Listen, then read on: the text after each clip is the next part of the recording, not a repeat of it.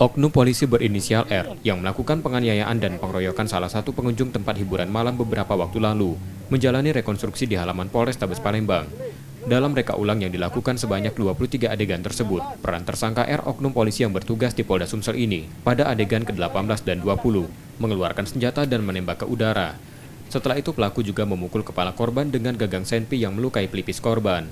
Hasil reka ulang tersebut, tersangka terbukti melakukan penganiayaan dan menyebabkan korban terluka. Sempat terkena tembakan bang korban? Wah, senjatanya sudah kita cek, senjatanya airsoft gun.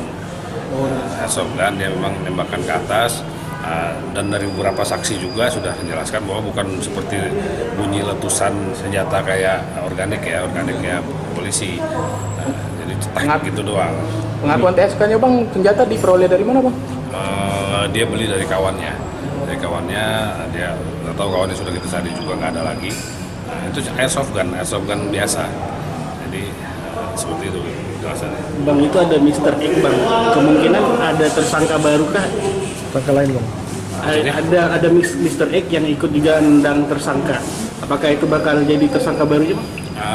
Makanya kami sedang dalami dulu, karena perannya rame pada saat kejadian tuh rame sih, ya, jadi nggak tahu nih perannya apa. Yang jelas yang pasti betul-betul berhadapan dan korban juga tahu tuh saya sama si tersangka kita ini.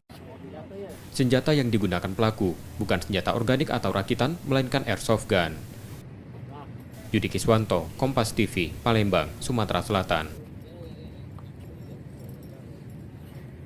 Itu tadi kena tangin meja dia.